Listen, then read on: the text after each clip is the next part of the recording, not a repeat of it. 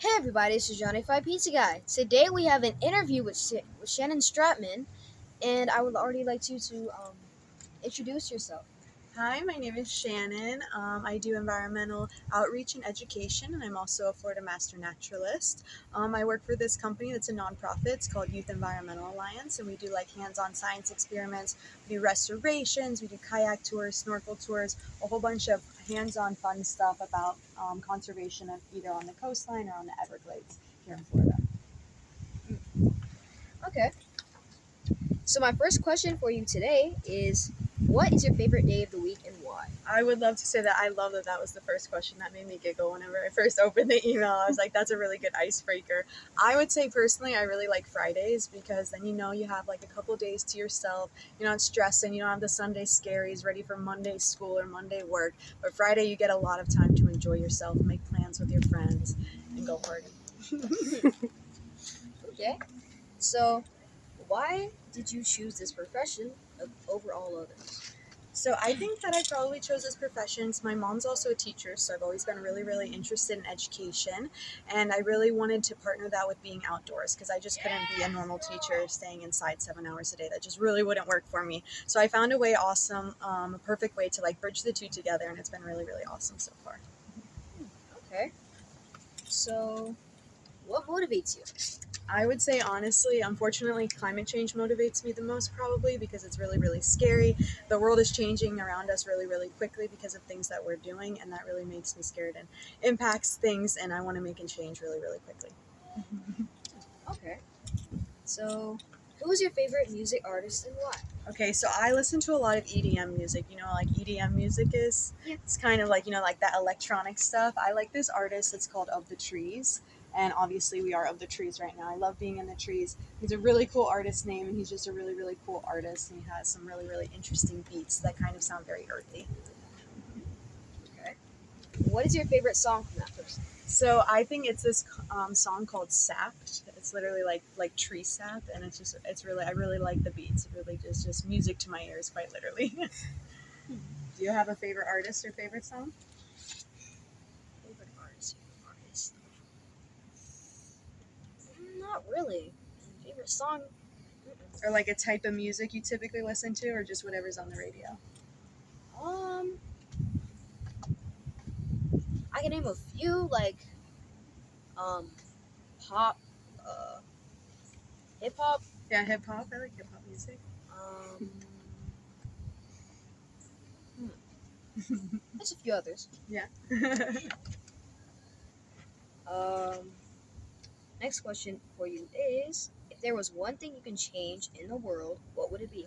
I think that if I could change one thing, it would be everybody's attitudes towards the environment. I feel like a lot of people don't prioritize the environment and they don't really respect the environment for really what it does for us. It's keeping us alive, providing us clean oxygen, providing us food to eat. And I just really wish people would respect that more and kind of hold that more near and dear to their heart.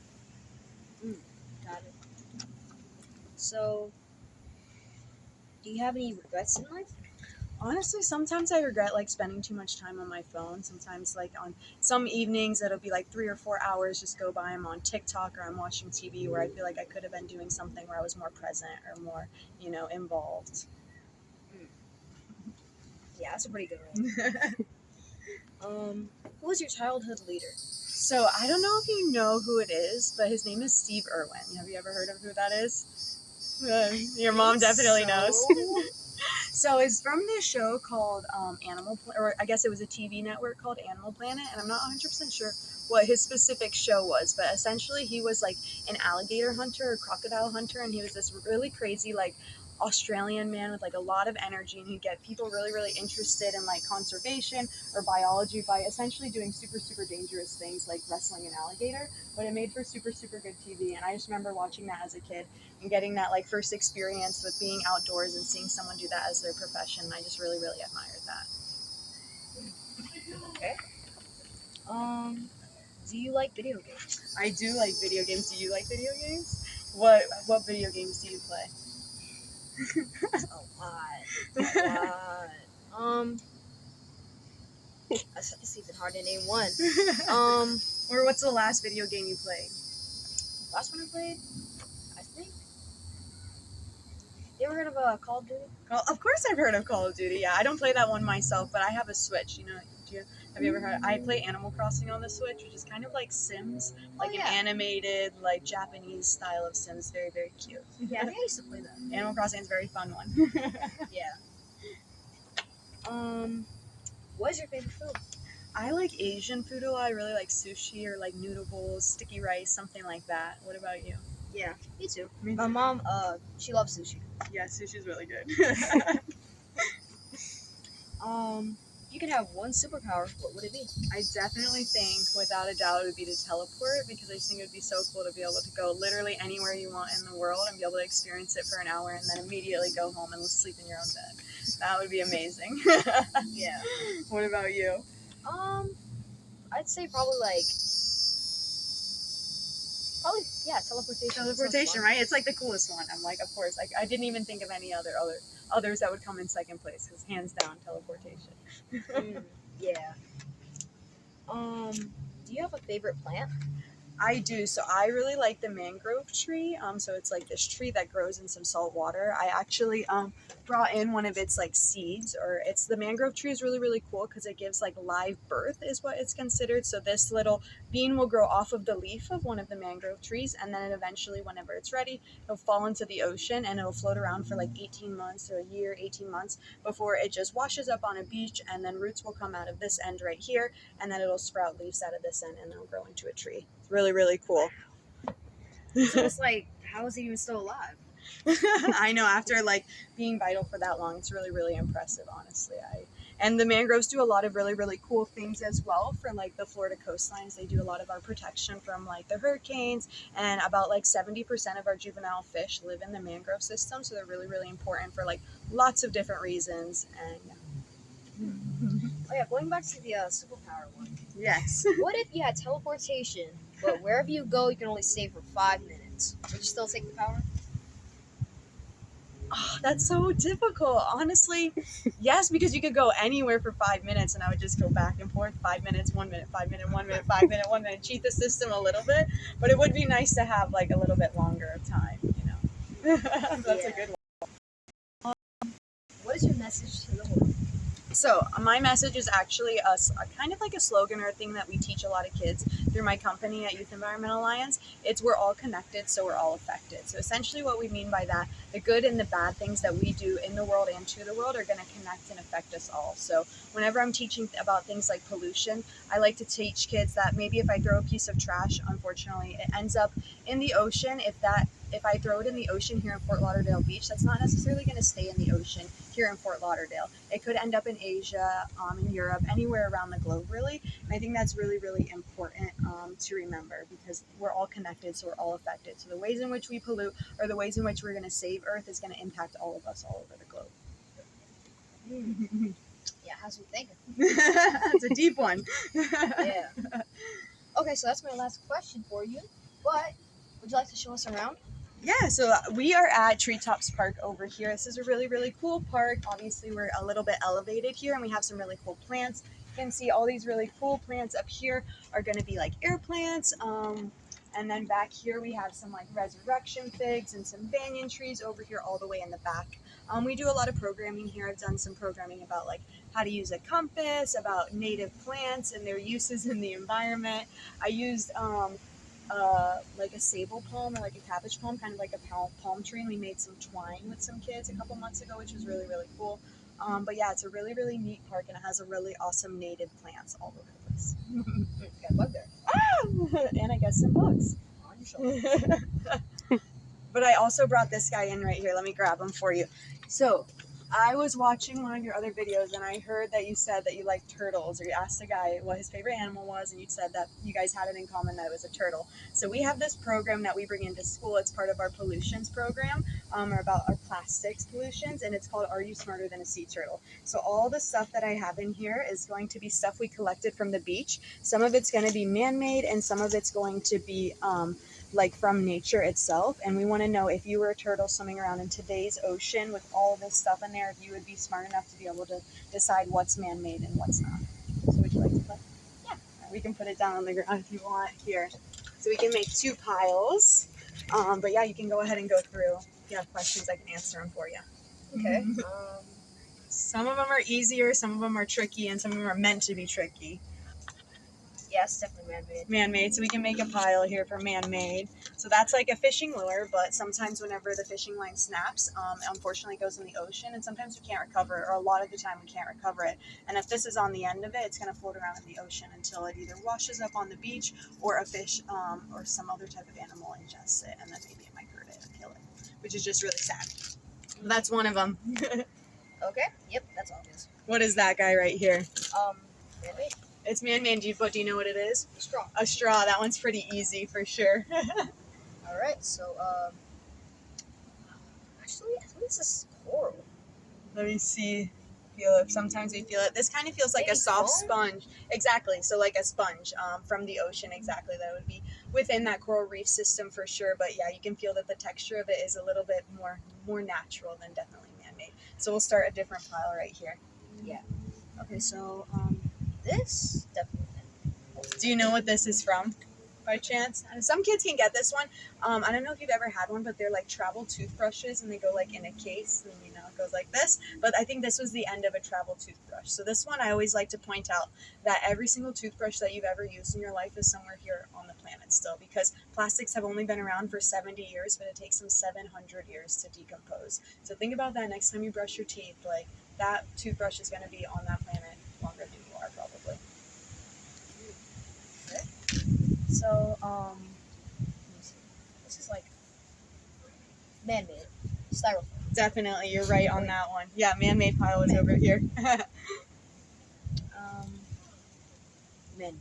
Man-made for sure. This is like a plastic bag, but a lot of turtles really like to eat like jellyfish and stuff. So whenever a plastic bag is floating around in the ocean, it kind of mimics what a jellyfish would look like, and they might ingest it because they don't have the full brain power of a human, and they also don't know what plastics are and don't know that they should be staying away from them. So that's really unfortunate because it can't just uningest it. It's going to end up swallowing it, and then that's going to get lodged in their stomach, and maybe it can make them die.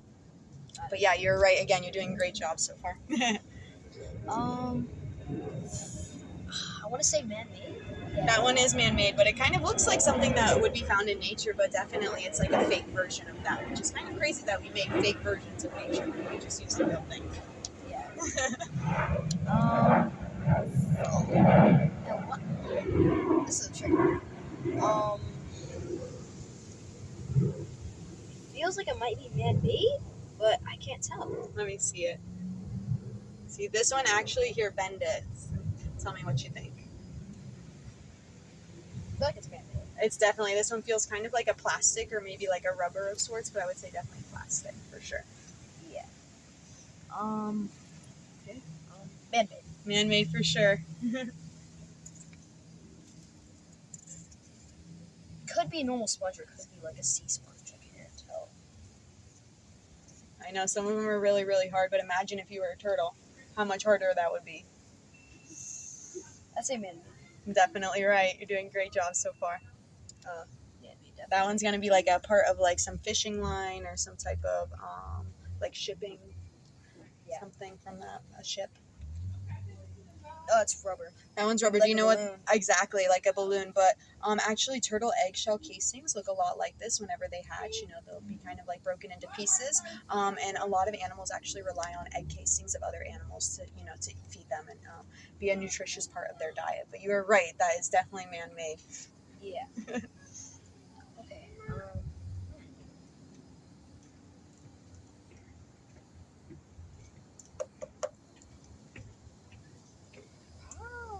Yay! Hi. Probably man-made. Thanks. I'm gonna say nature. Let's see. This one is a tricky one, but I would say that is more like a foam style. But what happens sometimes when things are floating around in the ocean, things that are natural will grow on top of them. So I would say that this one's definitely going to be man-made for sure. Okay. Here, let me mix it up for you. Let's see what's on the bottom. There you go. Okay. This is wood? Wait, no. I think it might be cardboard. But Some of them are even tricky to me, so I might have to I'm not sure. Take a guess on that one as well.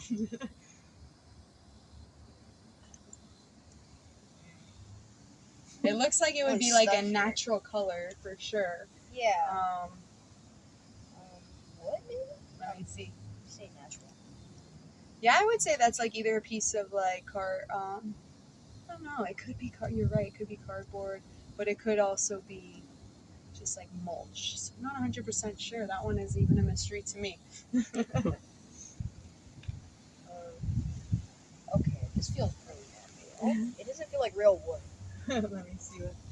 Yeah, that one's definitely a piece of foam for sure.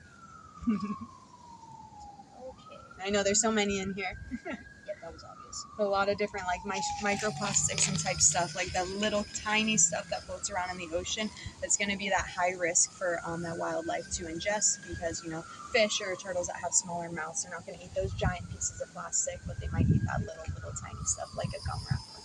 Yeah.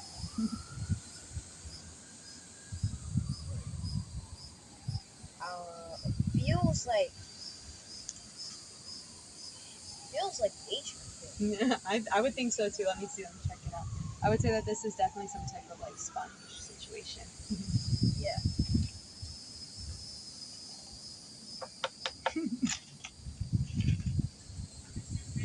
I think it's real. Like a piece of coal or something. Yeah. So this one, Oh yeah, it's definitely. if you heat it up a little bit, you can kind of cheat and smell it. You'll be able to smell what it is, but it's not very hot outside right now. So let me know. Recognize what that could be.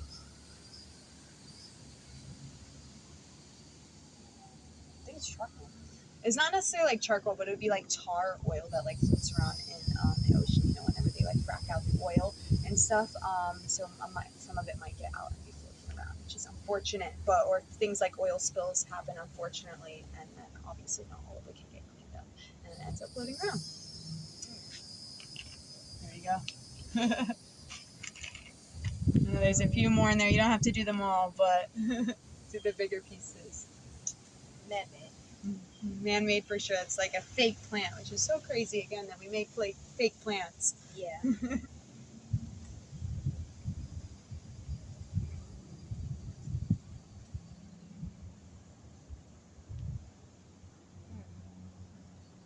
Is this like mulch? I'm stuck. Like, wait, I think it might be. God, what do you call it? But I think it might be man-made. Let me see. Yeah, that feels like very like stretchy and yeah, gross for sure. I would definitely say man-made on that one. Yeah. Is this like a mushroom? What is this?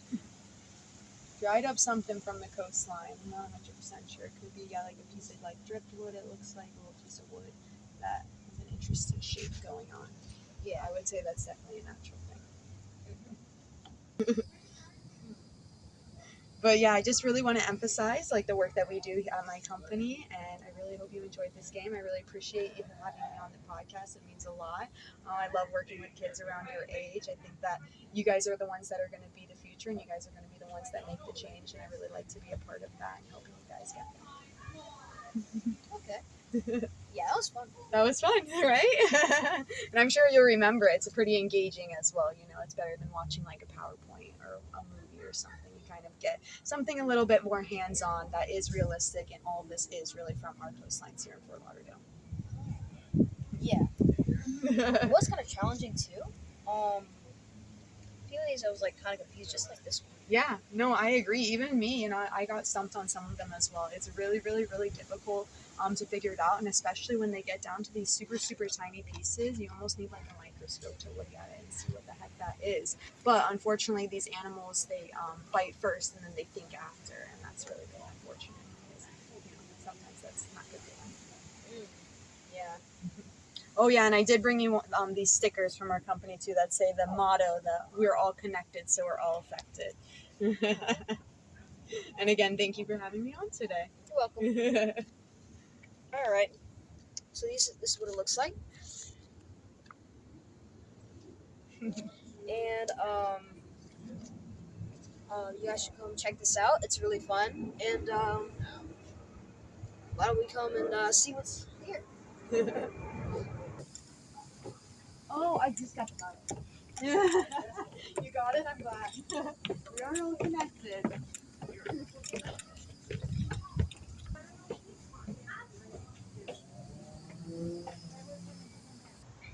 This is Johnny Five Pizza Guy, and I want to thank you for coming out, for letting me come out here today, Shannon. Of course. I hope you learned something, and I hope you guys remember we're all connected, so we're all affected. Take that with you through your everyday life when you guys make choices in regards to the environment.